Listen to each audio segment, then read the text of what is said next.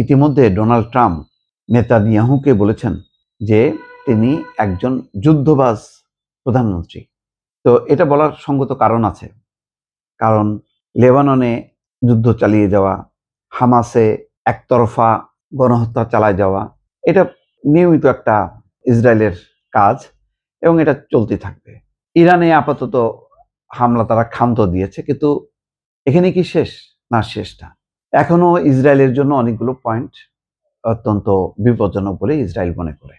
তারা মনে করে সিরিয়া, তুরস্ক, তারপরে কাতার, পাকিস্তান, এরা হচ্ছে বিপজ্জনক।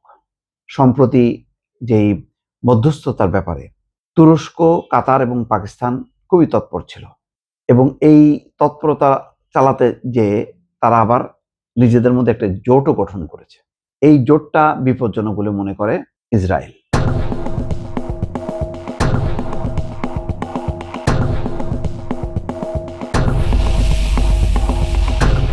ইসরায়েলের যেই যুদ্ধ, সেই যুদ্ধটা সাময়িক বিরতি থাকলেও আলটিমেটলি তাদেরকে যুদ্ধ চালায় যেতে হবে। এখানে একটা খবর আসছে মিডল ইস্ট আই যে সিরিয়ার সঙ্গে যুদ্ধে জড়াবে না ইসরায়েল। সিরিয়াকেও তারা অত্যন্ত বিপজ্জনক মনে করে এবং সেখানে বলা হচ্ছে আইএস এবং আল কায়েদার আদর্শে বিশ্বাসী একটি জিহাদি শাসন ব্যবস্থা, যাদের মূল লক্ষ্য জেরুজালেম দখল করা, তারা কখনো ইসরায়েল রাষ্ট্রের পাশাপাশি শান্তিতে বসবাস করতে পারে না। অর্থাৎ ইসরায়েলের পাশে সিরিয়ার অবস্থান, লেবাননের অবস্থান, এগুলি থাকতে পারে না, কারণ এখানে ইসরায়েল বিরোধী শক্তির অবস্থান আছে। এই বিপদের পাশাপাশি তারা ইসরায়েল বিরোধী একটা নতুন জোট মনে করছে। পাকিস্তান, তুরস্ক এবং কাতার মিলে যে নতুন জোট গঠন করছে, এই জোট নিয়ে চিকলি হচ্ছেন ইসরায়েলের প্রবাসী বিষয়ক মন্ত্রী আমিচাই চিকলি এতটাই চিন্তিত যে ইরান এবং যুক্তরাষ্ট্রের মধ্যে হওয়া সাম্প্রতিক শান্তি চুক্তির চেয়েও এটি তাকে বেশি উদ্বিগ্ন করে তুলছে।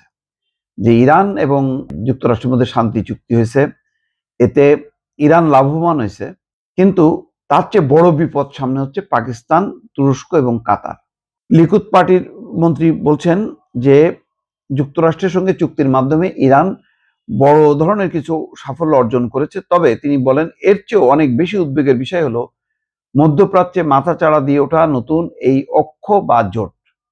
এই তুরস্ক, কাতার এবং পাকিস্তানের এই জোটকে বিপজ্জনক মনে করছে ইসরায়েলের এই মন্ত্রী। বলছেন যুক্তরাষ্ট্র এবং ইরানের মধ্যকার আলোচনা এবং সমঝোতায় পাকিস্তান এবং তুরস্ক বড় ধরনের ভূমিকা রেখেছে, এর মধ্য দিয়ে তারা এই নতুন জোটের অংশ হয়ে উঠেছে। বৃহস্পতিবার কোল বারামা রেডিওকে দেওয়া এক সাক্ষাৎকারে চিকলি এই নতুন জোটে কাতারের ভূমিকা কেমন তা ব্যাখ্যা করেন। পারস্য উপসাগরীয় এই দেশটিকে তিনি জিহাদিদের জনসংযোগ শাখা হিসেবে আখ্যায়িত করেন। অর্থাৎ এই দেশটা বিভিন্ন যে জিহাদি রাষ্ট্র আছে সেই জিহাদি রাষ্ট্রের মধ্যে তারা জনসংযোগ রক্ষা করে।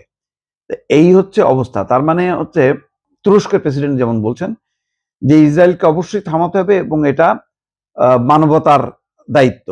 বলছেন যে আমরা আমার চোখের সামনে একটি নতুন অক্ষ জোটের উত্থান প্রত্যক্ষ করছি। তুরস্ক, কাতার এবং পাকিস্তানের দিকে ইঙ্গিত করে তিনি কথিত জোটকে একটি উগ্র সুন্নি অক্ষ জোট, যা আগে দেখা যে কোনো জোটের চেয়ে বিপজ্জনক বলে তিনি মনে করছেন। অর্থাৎ এই জোটটাকে অত্যন্ত বিপজ্জনক জোট মনে করছে।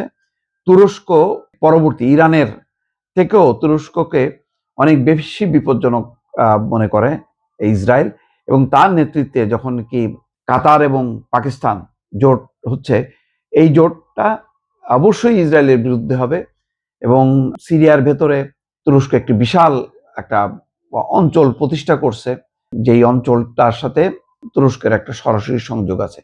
সব মিলায় ইসরায়েল এখন পর্যন্ত যে অবস্থা, তাতে তার ফিলিস্তিন তার জন্য বিপজ্জনক, লেবানন তার জন্য বিপজ্জনক, ইয়েমেন তার জন্য বিপজ্জনক, ইরাক তার জন্য বিপজ্জনক, ইরান বিপজ্জনক। তার মধ্যে আবার এই নতুন জোট তুরস্কের নেতৃত্বে কাতার এবং পাকিস্তান মিলে এই জোটটাকে বিপজ্জনক মনে করছে এবং মনে করছে যে পরবর্তীতে এরাই ইসরায়েলের জন্য কাল হয়ে দাঁড়াবে।